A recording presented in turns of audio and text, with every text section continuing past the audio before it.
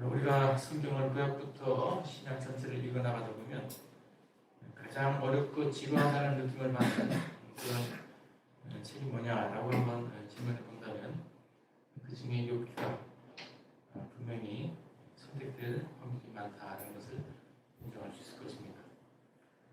총 42장으로 이루어진 결국 짧지 않은 긴 책의 내용 속에서 1장과 오늘 본문인 2장을 제외하고는 거의 비슷비슷한 내용들이 계속 반복되고 있고 굉장히 지루하고 따분함을 느끼게 하는 것이 사실입니다. 그 모든 내용들이 욥이 당하는 고난과 참으로 설명할 수 없는, 상상할 수 없는 많은 고통에 대한 문제를 다루고 있고 그것을 친구들과 계속 논박하는, 논쟁하는 얘기로 가득 차 있습니다. 서양의 많은 현대 문학이 이 욥기에 참고해서 욥기를 의지해서 인간의 고통, 인간의 고난에 관한 주제를 굉장히 많이 다루는 것을 알 수 있습니다. 또 이 성경에 기록된 욥기 자체만 봐도 앞에서 말씀드린 대로 한 몇 페이지만을 제외하고는 거의 모든 내용이 욥이 겪고 있는 시련과 고통에 초점을 맞추고 있습니다. 하지만 그럼에도 불구하고 우리는 욥 전체의 이야기 속에서 하나님께서 우리에게 주시고자 하시는 핵심적인 주제가 뭘까라고 할 때에 그것은 결코 고난에 대한 문제, 고통에 대한 어떤 심도 깊은 교훈을 주고자 하는 것이 아니라는 점을 인지를 해야 됩니다. 많은 분들이, 많은 신학자, 많은 목사들이, 많은 성도들이 욥의 이야기를 읽을 때 고난을 어떻게 견디는 것인가, 또 신자가 당할 수 있는 고난의 크기가 어디까지인가 라는 문제에 자칫 주목하기 쉽지만 사실은 욥기의 진정한 주제는 그것이 아니라는 것이죠. 즉 오늘 본문의 주인공인 욥이 당하고 있는 너무도 엄청난 고난에 관한 세세한 내용들이 욥기가 담고 있는 그 전체 이야기의 중요한 구성 재료들로 채워지고 있는 것은 사실이지만 정작 이러한 재료들을 통해서 만들어지는 욥기 전체의 중심의 주제는 결코 고난에 관한 이야기가 아니라 결국 고통에 관한 어떤 설명을 주는 것이 아니라는 것입니다. 우리가 케이크를 만들 때 여러 가지 재료가 들어가죠. 밀가루도 들어가고 달걀도 들어가고 우유도 들어가고 셔터닝도 들어갑니다. 그러나 이 케이크라는 완제품이 나왔을 때는 그런 달걀이나 밀가루나 또는 우유 같은 것이 그렇게 관심의 주제가 되지 않죠. 그것들이 모여져서 케이크라는 독특한 하나의 맛있는 제품이 만들어진 전혀 별개의 세계를 우리가 보게 하는 것처럼 요리사가 마치 케이크를 만드는 과정에서 이러저러한 재료들을 사용하는 것처럼 욥기는 많은 다양한 고난에 관한, 고통에 관한 얘기들을 많이 하고 있지만 그 욥기 자체가 얘기하고자 하는 것은 그런 욥기의 재료가 되고 있는 고난에 관한 문제, 고통에 관한 내용들을 설명하는 것도 아니고 또 그런 하나하나의 고난과 고통에 대해서 우리가 어떻게 대응하고 처신할 건가라는 어떤 그런 방법적인 문제를 다루고 있는 것도 아니다라는 것이죠. 한마디로 이 전체적인 욥기에 있어서 가득 차 있는 고통과 고난에 대한 그런 내용들은 그 자체를 우리에게 설명하고 어떤 그에 관한 확답을, 분명 해답을 주고자 하는 것이 아니라 그런 고통과 고난을 재료로 해서 진정으로 우리에게 주시고자 하시는 하나님의 참다운 뜻이 무엇인지를 우리가 확인할 수 있어야 되는데 그것은 별개의 핵심적인 주제로 드러나고 있다는 것이죠. 자, 그렇다면 욥기가 다루고 있는 진정한 주제가 뭘까요? 고통과 고난이 아니라면 욥기가 우리에게 던져주고자 하는 진정한 핵심적인 가르침은 뭘까요? 단도직입적으로 말씀드린다면 전체적으로 볼 때 욥기에서의 중심 주제는 믿음에 관한 것입니다. 믿음. 욥기는 믿음의 시험을 통해서 큰 시련을 겪도록 선택된 한 사람에 관한 얘기를 담고 있습니다. 믿음의 내용이 어떤 것인가, 참된 믿음이 어떤 것인가를 가르치기 위해서 욥이라는 사람의 고통과 고난을 재료로 사용하고 있다는 것이죠. 그리고 그 시련, 그 참으로 엄혹하고 참담하고 처절한 상상할 수 없는 욥이 견뎠던 그 시련에 대한 욥이 보인 믿음의 반응은 단지 고난을 받는, 꼭 고난 속에 들어가서만이 아니라 그냥 평범한 삶을 살아가는 모든 신자들이 일상 속에서 반드시 누구나 드러내야 될 그런 하나님 앞에 믿음에 관한 내용을 좀 더 강하게 부각시키고 있다는 것이죠.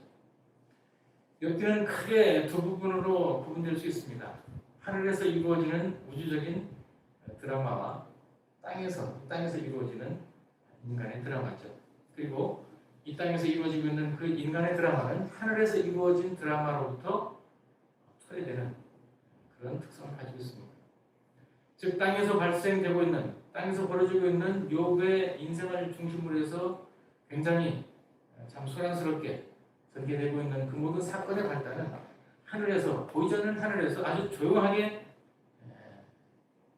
진전되고 있는 어떤 작은 사건으로부터 일어나는 일이다라는 것이죠. 한마디로 땅에 있는 욥이 극도의 시련과 고통을 당하게 되는 이 복잡하고도 굉장히 무거운 하나의 그 큰 상황은 하늘에서 벌어지고 있는 하나님과 사단 사이에서 주고받는 밀고 당기기, 하나님과 사단 사이에 이루어지고 있는 그 줄다리기 때문에 지금 욥이 그렇게 고생을 하게 됐다는 것이죠.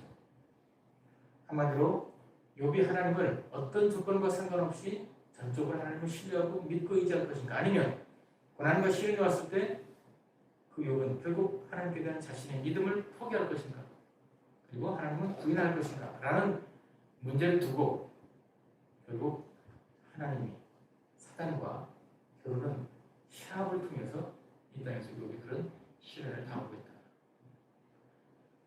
요약해서 말씀드리면 땅에 있는 욥이 지금 당하고 있는 시련과 고통은 하늘에서 벌어지고 있는 하나님을 향한 사탄의 도박 때문에 이루어진 것이다. 세상에는 무조건적인, 전적인, 진정한 믿음이라는 것은 존재하지 않는다 라는 그 주장이 하나님을 향해서 던져지고, 하나님은 그렇지 않다, 그런 사탄의 주장을 반박하기 위한 그런 확인 과정에서 욥이 엄중한 혹독한 시련을 당하게 된다는 것이죠. 바로 이와 같은 맥락을 우리가 전제해 본다면 욥기의 진정한 주제는 고난과 고통의 문제가 아니라 그것을 재료로 삼고 있는 믿음에 관한 문제라는 사실을 분명히 알 수가 있습니다. 사탄의 주장에 따르면 사람들이 하나님을 믿고 사랑하는 이유는 정말 아무런 조건이 없이 전적으로 하나님이 정말 사랑할 만한 분이기 때문에 사랑하는 것이 아니라 뭔가 대가가 있고 보상이 있기 때문에 하나님을 믿는 것이다 라고 주장을 합니다. 한번 욥에게 한번 고생을 시켜보십시오. 당장 하나님을 부인할 겁니다 라는 얘기가 오늘 본문에서 등장하고 있죠. 마치 하나님께서 사람을 뭔가 어떤 조건을 마련해주고 대가를 주고 보상을 해서 당신을 사랑하도록 매수하고 있다라는 식으로 얘기를 끌고 가고 있는 것이 사탄의 주장입니다. 마치 우리 인간이 하나님을 사랑한다는 것은 농부가 치즈나 버터를 얻기 위해서 자기가 기르고 있는 소를 애지중지하는 것과 하나도 다를 바 없다는 얘기입니다. 굉장히 조건적인 사랑이 바로 인간의 하나님을 향한 사랑의 믿음이다라고 주장하는 것이죠. 이런 맥락에서 오늘날 현대적인 어떤 그런 학설을 주장하는 행동주의적인 심리학자로 유명한 에드워드 윌슨이라는 사람은 이런 식으로까지 얘기합니다. 우리가 잘 알고 있는 노벨 평화상까지 탔던 그 마더 테레사라는 그 순위 아시죠? 그분이 인도에서 얼마나 평생을 정말 희생적이고 헌신적인 삶을 살았습니까? 근데 이 에드워드 윌슨은 그 마더 테레사에 대해서 그건 하나도 이상할 거 없다. 그는 뭔가 기대하는 바가 있고 뭔가 보상에 대한 나름대로의 바라는 것이 있기 때문에 그런 식으로 헌신적으로 희생적으로 일을 한 것이다. 많은 사람들로부터 참 존경을 받고 많은 사람들로부터 칭찬을 받고 또 노벨상이라는 이런 엄청난 누구도 쉽게 누릴 수 없는 그런 특혜와 영광을 이미 계산했기 때문에 그런 전적인 헌신을 한 것이지 무조건적이고 희생적인 그런 헌신적인 그런 섬김과 선행하는 것은 아니다라는 식으로 평가합니다. 그야말로 이 마더 테레사가 지극히 이기적인 동기에서 그런 선행을 했을 뿐이다라고 표명하는 것이죠. 이 에드워드 윌슨을 비롯한 현대의 모든 행동주의적인 심리학자들은 인간에게 있어서는 그 어떤 경우에도 순수한 이타적인 행위는 없다. 남을 위해서 아무런 조건 없이 헌신하거나 희생하는 일은 없다. 마찬가지로 인간은 하나님을 믿고 하나님을 사랑한다고 할 때 뭔가 대가를 바라고 보상을 바랄 때에만 그런 믿음의 고백을 할 것이지, 그렇고 전적으로 하나님 자신을 진정으로 사랑하는 그런 믿음은 존재하지 않는다라고 주장합니다. 여러분, 그런 심리학자들, 이 세상적인 심리학자들의 주장이 어디서 온 걸까요? 그 시작이 어디서부터 온 걸까요? 오늘 본문에서 오지 않았습니까? 그들의 주장, 그런 행동주의 심리학자들의 그런 주장의 효시를 이루고 있는 것이고 또 원조가 되고 시조가 되는 것이 바로 욥을 상대했던 사탄에게서 나온 얘기 같은 것이죠. 하지만 이런 사탄의 주장에 대해서 하나님은 그렇지 않다. 어떤 대가, 어떤 조건, 어떤 보상에도 전혀 의존하지 않는 진정으로 하나님 자신을 진정으로 사랑하고 믿는 참되고도 순수한 신앙이 있다라는 것을 하나님은 사탄에게 증명하기 위해서 욥을 선택하셔서 사용하겠다는 것이죠. 그야말로 하나님은 욥을 통해 환경이나 어떤 조건이나 상황에 의해서 전혀 좌우되지 않는 참되고 진정한 믿음, 비록 하나님이 때로는 원수처럼 보일 때조차도 하나님을 신뢰하기를 포기하지 않는 그런 참된 믿음이 존재할 수 있다라는 것을 증명하시기 원하셔서 욥을 들어서 쓰셨다는 것입니다. 따라서 욥기는 무엇보다도 아무것도 순리대로 되는 일이 없는 모든 것이 뒤죽박죽이고 모순적이고 그야말로 절망적인 상황에서조차도 분명하게 유지될 수 있었던 욥의 그 순전한 믿음이 어떤 것이었는지를 욥기는 전체를 통해서 우리에게 크게 교훈해주고 있다는 것을 놓치지 말아야 됩니다. 이처럼 욥기는 욥의 믿음에 관한 얘기를 지금 강조해서 우리에게 들려주고 있는 것일 뿐 어떤 고난의 문제, 고통의 문제, 인간이 살아가면서 당하는 어떤 이 세상의 절망의 문제에 대해서 어떤 완전한 해답이나 설명을 주고자 하는 그런 말씀이 아니라는 것입니다. 한마디로 요약한다면 욥기는 이 땅에서 가장 선한 사람인 욥이 가장 혹독한 재난을 통해서 가장 극단적인 형태로 진정한 믿음의 실험을 치르고 있는 과정이다 라고 할 수 있습니다. 그러면 하나님의 관심의 초점은 처음부터 욥이 왜 고난을 당하는가라는 원인에 있지 않습니다. 오히려 그가 당하는 고난에 대한 믿음의 반응이 있는 것이죠.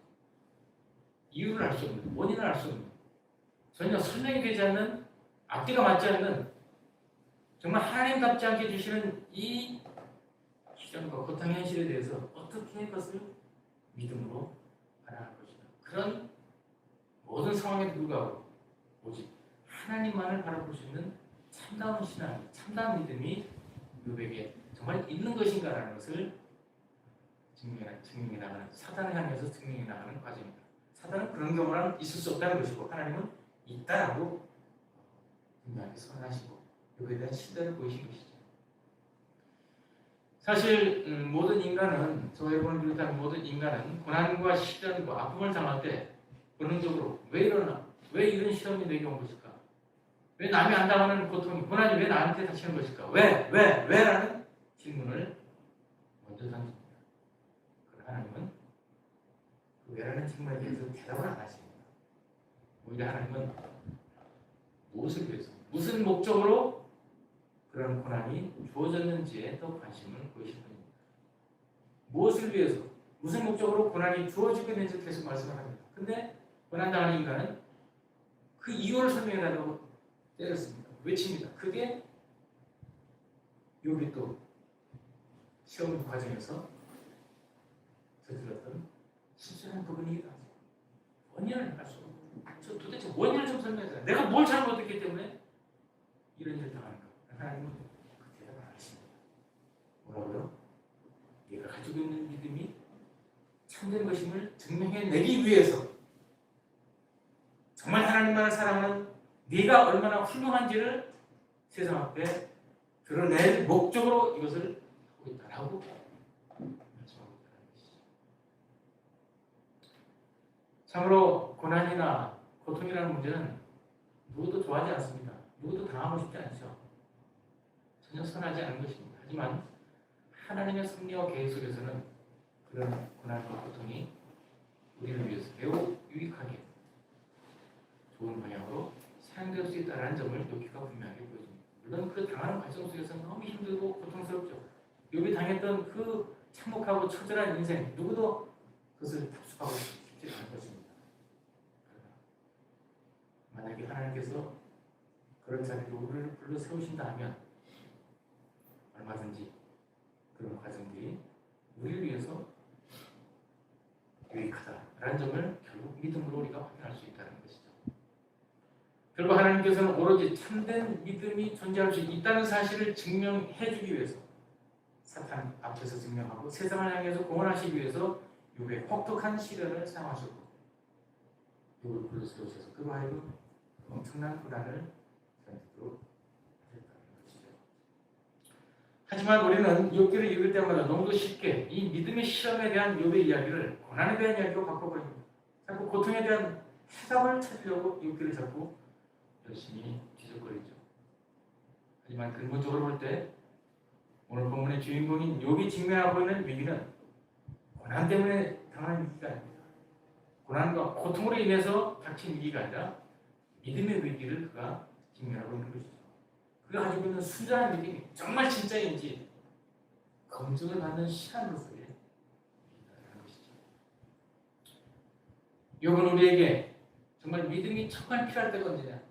우리에게 정말 하나님을 사랑하고 하나님을 믿는다는 그 신앙이 절대적으로 강력하게 빛을 발해야 될 가장 중요한 순간이 언제냐? 그것은 바로 그 믿음을 유지하기가 가장 어려울 때, 하나님을 도저히 인정할 수 없는 그 자리, 하나님을 믿기가 정말 불가능해 보이는 바로 그때에 하나님을 사랑하고 그분을 믿는 참된 믿음이 필요하다는 것입니다. 사실 이 고난과 고통, 이 비극이 찾아올 때 우리는 너무도 쉽게 제한된 시각에 갇혀버립니다. 앞에서 말씀드렸듯이 그 고난을 당하면 왜? 라는 질문이 터져나오면서 동시에 그 원인을 설명해 주지 않기 때문에 당연히 그 다음에 우리의 반응은 하나님만 원망이죠. 더 나아가서는 하나님을 비난합니다. 그리고 계속 침묵하고 부지하시는 것 같은 하나님, 우리를 냉담하게 거절하시는 것 같은 그런 상황 속에서 우리는 하나님을 대항하려는 그런 유혹에까지 우리가 빠져들게 될 수 있습니다. 하지만 욥의 경우를 보면 이 땅에서만 달리 이 땅에서 처절하게 아주 참혹한 상황 속에서 고통을 겪고 있는 욥의 모습과는 달리 오늘 보면 2장과 앞에 있는 1장을 통해서 보게 되면 하늘 무대에서는 욥이 얼마나 귀한 존재로 취급하는지 모릅니다. 땅에서는 온 세상 사람들에게 이제는 완전히 가장 참 비천한 사람으로 땅바닥에 제 가운데 그야말로 똥통 가운데 굴러다니는 그런 너무도 모든 인간의 가치 자체를 상실해버린 비참한 상태로 굴러떨어져 있는 어떤 인권에 대한 최소한의 여지도 없고 또 그에게 인간다움을 기대할 수 있는 아무것도 다 사라져버려요.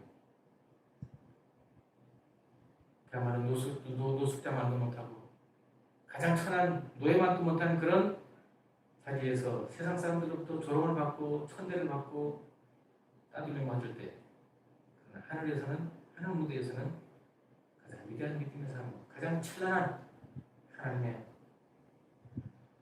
인정을 받고 있는 그런 존재로 되고 있음을 보게 됩니다. 이것은 욥이 그야말로 완전히 버림을 당했다고 느꼈을 때, 그리고 하나님께서 전혀 자신의 곁에 계시지 않다고 느끼는 바로 그때 하나님은 욥에게 어느 때보다도 가장 가까이 계시다는 사실을 확인시켜주고 있고, 세상에서 가장 비천하게 취급당하고 외면당하고 조롱당할 때 하나님께서 가장 존귀하게 대접을 하고 있었다는 사실을 보여줌으로써 우리가 이 땅을 살아갈 때, 하나님을 알고 있는 자들로 살아갈 때에 우리의 처지가 아무리 고통스럽고 아무리 비천하고 아무리 열악한 가운데 떨어지더라도 우리의 존재가 하늘 위에서 하나님 앞에서 어떤 존재인지를 안다면 우리는 언제나 위로와 기쁨을 믿음으로 이룰 수 있다는 것을 확인시켜줍니다. 결론적으로 욥기를 통해서 우리가 확신할 수 있는 분명한 사실 한 가지는 하나님께서는 우리가 이 땅에서 잘 먹고 잘 사는 우리가 형통하고 어쩌고 하는 그런 우리의 즐거움보다는 우리가 가지고 있는 믿음이 어떤 것인가, 하나님을 사랑하고 하나님을 신뢰하고 의지한다는 그 믿음의 고백이 어떤 것인지에 관심이 더 많으시다는 것을 기억하실 필요가 있습니다. 하나님께서 참으로 인정해 주시는 사람들, 욥을 비롯해서 성경에 등장하는 많은 믿음의 위인들, 하나님께서 정말 좋아하실 만한 그런 사람들이 예외 없이 공통적으로 엄청난 시련과 고난의 과정을 통해서 하나님의 사람들도 세워짐을 받았다는 것을 우리가 읽을 때마다 우리는 그것을 분명하게 확인할 수 있습니다. 하나님은 우리가 이 땅에서 얼마나 즐겁게 사는지보다는 우리가 얼마나 온전한 믿음을 갖고 있는지에 관심을 갖고 계시다. 에스겔서 14장 14절을 보시면 하나님께서 성경에 나타난 수많은 사람들의 훌륭한 믿음의 사람들 중에서 세 사람을 이제 우리 앞에 부각시켜서 보여주고 계시는데 그 세 명의 가장 훌륭한 믿음과 의의 거장 중에 욥을 포함시킵니다. 욥과 다니엘과 노아를 그렇게 동료로 취급하라면서 하나님이 제시를 해주십니다. 이 세 사람의 공통점이 뭐죠? 이 세 사람의 여러 가지 공통점이 있지만 가장 큰 공통점은 그 모두가 엄청난 인생의 고난과 시련을 통해서 그들의 믿음의 진정성을 드러내고 온전한 믿음의 사람들로 확인받았다는 것입니다. 노아는 어떻습니까? 홍수라는 과정을 통해서 단지 홍수 그 상황만이 아니라 홍수가 나기 전까지 하나님 말씀대로 순종했던 오랜 세월을 방주를 만들어서 준비했던 그 세월 동안 얼마나 세상 사람들로부터 손가락질을 받으면서 고난과 고통을 겪었습니다. 또 온 세상이 망하는 엄청난 이 물심판 속에서 얼마나 큰 고통을 겪었겠습니까? 하지만 이 홍수의 시련과 고통 속에서 노아는 새로운 인류의 조상으로 우뚝 서게 되죠. 참된 믿음의 조상으로 그들은 세워받게 됩니다. 여러분, 아담 이후에 사람들이 많이 이 땅에 존재하다가 싹 사라지고 다 죽고 노아와 그 아들들만 남지 않았습니까? 결국 노아의 후손들로 오늘날의 인류가 이어졌던 것, 그걸 우리가 기억할 필요가 있죠. 엄청난 거대한 온 세상을 심판하는 홍수의 시련과 고난을 통해서 노아는 그의 참된 믿음의 모습을 하나님 앞에 확인받고 그 말미암은 참된 믿음의 사람이라는 영광스러운 호칭을 받게 되죠. 다니엘은 어떻습니까? 우리 잘 알고 있듯이 사자굴 속에 떨어지는 며칠을 굶은 사자 속에 떨어지는 그런 절체절명의 고난과 시련을 통해서 다니엘은 오직 하나님만을 사랑하는 충성된 그리고 참된 어떤 조건에도 구애되지 않는 그야말로 하나님을 향한 무조건적인 믿음의 내용을 확인받게 됩니다. 그 외에도 많은 사람들이 있죠. 우리가 잘 아는 믿음의 조상인 아브라함도 100세에 얻은 하나밖에 없는 아들을 기도 바쳐야만 했던 그런 앞뒤가 맞지 않는 진정한 하나님이라면 그런 지시를 할 수 없는 너무도 모순되고 부조리한 하나님의 명령 앞에서 당하는 구체적, 심적인 엄청난 고난과 시련을 극복해가면서 그런 믿음의 조상이라는 타이틀을 얻게 됩니다. 세상 사람들도 잘 알고 있는 다윗은 어떤가요? 그는 10편 22편을 통해서 정말 그의 인생 속에서 가장 힘들었던 때, 정말 하나님이 계신 것 같지 않은, 하나님이 계속 침묵하시면서 자신의 형편을 전혀 돌아보지 않는 것 같은 너무도 외롭고 고독하고 고통스럽고 힘들었던 그 상황 속에서 어떻게 그 과정을 견뎌내면서 하나님 앞에 믿음을 고백했는지를 10편 20편을 통해서 아주 분명하게 크게 외치고 있습니다. 우리 예수님께서도 마찬가지로 40일 동안에 광야에서 먹지도 마시지도 않는 그런 육체적인 정말 초인간적인 전혀 사람으로서는 감당할 수 없는 그 고통과 고난 속에서 믿음의 시험을 치르는 것을 이 모든 분들은 가장 고통스러운, 가장 힘든 고난 속에서 다른 어떤 과정을 통해서도 얻을 수 없는 최고 수준의 그런 믿음을 확인받았고 하나님으로부터 그런 믿음의 내용을 인정받았다는 것을 우리는 분명하게 기억해야 될 것입니다. 하지만 모든 신자들이 욥의 경험처럼 앞에서 말씀드린 여러 믿음의 위인들처럼 그렇게 모든 고난과 시련을 이기면서 승리하는 것은 아니죠. 대부분의 우리 하나님의 백성들로 인정받는 그리스도인들은 욥이 당한 것보다 훨씬 덜한 강도도 낮고 훨씬 가벼운 그 작은 믿음의 시련 앞에서 힘없이 쓰러지고 패배를 당하는 것이 사실입니다.